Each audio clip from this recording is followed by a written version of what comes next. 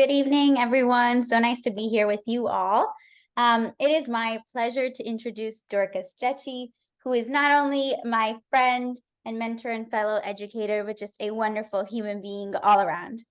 Dorcas is in her third year of teaching at Jordan High School, where she teaches AP and Standard U.S. History, African American Studies, and AVID courses. As a former Duke TeachHouse Fellow, Dorcas served as a lead mentor over the last school year. In her time as an educator and as a TeachHouse leader, she has received numerous awards and recognitions for her brilliant capacity to contextualize history in a way that's relevant to our present, including finalist for North Carolina Beginning Teacher of the Year and a huge WeAre Education Grant. With this grant, Dorcas started a before-school book club at Jordan High School, where students first dove into the text for Brown Girls with Sharp Edges and Tender Hearts. It was a space for her female-identifying students to feel seen and heard in a world that doesn't always place importance on listening to understand. Dorcas is not only a brilliant educator, but she's an inspiring and grounded mentor. As a TeachHouse mentor, Dorcas helped first-year teachers navigate the ups and downs of teaching, including providing lesson planning support, sharing tips and tricks to engage students in meaningful and authentic learning, and help develop new teachers into strong school leaders. Dorcas, it's a pleasure to have worked with you, and more so to be your friend. Without further ado, this is Dorcas Gyekye. Holly, thank you. Oh, thanks. I appreciate it. Good evening, everyone. I am so glad to be here with you all. Thank you so much, first and foremost. Thank you, Allie. Thank you to everyone for taking time out of your busy schedules to share community with educators and stakeholders. I really, really appreciate you all being here to do this work. I also want to thank Dr. Rigsby and the entire TeachHouse team, the UnConference team, for the opportunity to share some words during this EdTalk. So like Ali said, my name is Dorcas Gyekye. I'm originally from Chibi, Ghana, by way of Richmond, Virginia, and I currently work in Durham Public Schools. I'm in my third year teaching at Jordan High School. Shout out to all the early career teachers. And I teach social studies and AVID. And AVID is a college and career readiness program that is near and dear to my heart because I was a first generation college student. I come from a low income family. I'm one of the first people in my family to get a master's degree. So programs like AVID are the reason why I was able to do the things that I have done. And I really do love to be in community with students who want to be first generation college students. So I'm sure that regardless of how many years you've been in the classroom, whether it's been like months, days, years, decades, there always comes a time after, whether it's like a long day, a long class period, or maybe even just a particularly long lunch duty, that maybe you just go into your classroom, you close the door, and you ask yourself, why would I even want to come back here tomorrow? Or what is the point of me being here? Or you open up your school issued laptop and you get on the school Wi-Fi and you start Googling, what are jobs that I can get with a bachelor's degree in X, Y, and Z? And I at first want to acknowledge that teaching is hard. It's important to acknowledge that teaching is hard. It's a profession that demands a lot of passion, dedication, and resilience. It's also a passion that can take a physical, emotional toll on us. It can have a toll on our mental well-being. And in my first year of teaching, I felt for some reason like I had to completely separate my work life and my school life. I could only find wellness outside of school. And I tried really, really hard with minimal success to completely separate work and life. And it took me some time to realize that there were ways that I could find wellness, or I could find ways to be well within my classroom and within my school building. And sometimes when we walk into our classrooms or when we walk into our schools, we feel like we can't be whole humans, or we feel like we have to stop being human and turn on teacher Dorcas or teacher Miss Gyekye. In the same ways that we discuss teaching and valuing the whole student, I think that we should discuss being whole teachers and seeing ourselves as whole teachers, as whole people.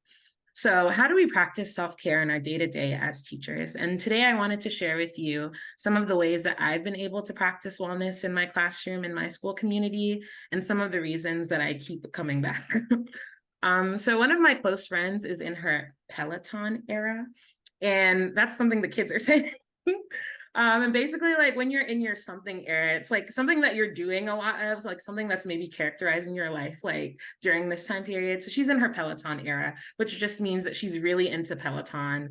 And like she's like always watching the videos and listening to the coaches. And sometimes she'll share with me some of like the nuggets of wisdom that the coaches will say. And one nugget that really stood out to me was how you have to have multiple whys. So the coaches will tell them, like, as they're working out, they're like, remember your why. And sometimes like your go-to why, your number one why that you like often think of isn't the why that you need to like think about in that particular moment. So why should we remember to have multiple whys? Because different moments and situations will call for us to like maybe dig a little deeper and really remember why we're doing what we do and why we keep coming back the next day and the next week and the next month.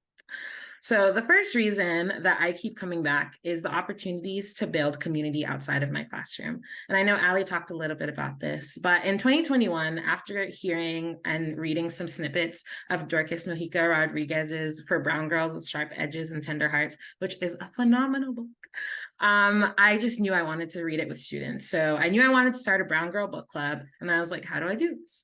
And through a really generous grant by WeAre, also shout out to them, amazing organization, I was able to purchase the books. I was able to purchase journals and like little treats for us.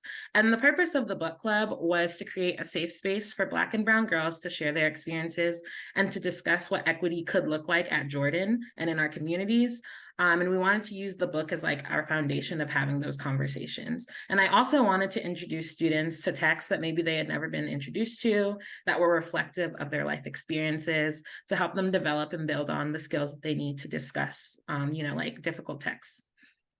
So like I said, thanks to WeAre, we were able to get the grant, the journals, and every Friday morning, I really, really looked forward to meeting with them. And whether it was like our conversation starters, like our highs and lows, or just like going to like lines in each chapter that really stood out to us and creating conversations based off that, I really valued the connections that we were able to make just through like reading that book together and coming together and building community. And it was a reason that kept me coming back.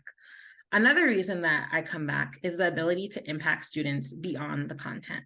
So as much as I love history and social studies, and if you know me, you know I love history and social studies, like I love it. But I love people and building community even more. So during my first year teaching, I had a very memorable AP US history class that was very like grade obsessed. And even though we talked about it in the beginning of the school year being grade motivated versus learning motivated, just like the culture of some of the classes they had been in before made them feel like a lot of pressure when it came to grades. And that resulted in something that I can only call the great cheating scandal of room 404. And originally when this happened, I was livid. I was so upset. I was so disappointed. And I just like did not know what to do. And initially I wanted to do something like really punitive. I was just like really, really upset. And it took a conversation, a very long conversation with one of my TeachHouse roommates. And I really, to this day, I really, really appreciate her for like bringing me back down to earth. But it took a really intentional, long conversation with one of my roommates for me to reflect and really think about not just the kind of teacher that I want to be, but also the kind of person that I want to be, and how who I say I am really needs to align with who I show up as in my classroom. So we ended up having a very lengthy, very emotional, very like raw and open restorative circle. And that restorative circle completely changed the dynamic of my class. And those students are students who just graduated last year. And I had a lot of them come to me their senior year and tell me how much they remembered, one, that restorative circle, but also how much they remembered how impactful it was to have an AP teacher who didn't just see them as like students or vessels, but also saw them as full people, as whole people. And as people who were intentional about valuing like the learning process and not just the results. So all in all, I want to encourage you to find the activities that rejuvenate you, whether they're big or small. It could be having a diffuser in your classroom with your favorite relaxing scent, taking a walk around campus every Wednesday, doing your mindfulness practices as like a whole class during your warm-ups with your students, maybe even just spending time doing the things you like with the door locked during your planning period and really protecting like the time that you have. but really just thinking like, how can I keep taking care of me to be able to keep coming back and take care of my students? Because by taking care of our own well-being, we can be better for our students. You may even be providing some of your students their reason as to why they keep coming back, because there are some students who will disappear for first period and third period, but they make sure to be in your class for second period because of the space that you've created for them. And they know that it invites them and inspires them. We can model for our students how to take care of themselves and how to communicate how they really feel. In my classroom, I really try to prioritize that we are not grinding 24/7 because we cannot pour from empty cups. The power of collective support can't be overstated. I encourage you to lean on your colleagues, to seek advice. Teaching is not solitary work. That's something that someone told me a long time ago, and it always like keeps popping up in my head, that teaching is not and should never be solitary work. And in doing this, we'll find that others share our struggles, and together we can start to develop strategies and be able to overcome. And at the core, it's really an unwavering belief that I have in the power of education and the power of educational spaces and community that compels me to keep returning to the classroom every day. So to end off, I do have one request. I really want everyone in the group, if they could please type and just share one thing in the chat. And the question that I want you to answer is, why are you going back to school tomorrow? So you can share one reason, two reasons, but what is keeping you coming back to go to school tomorrow on Friday, November 3rd?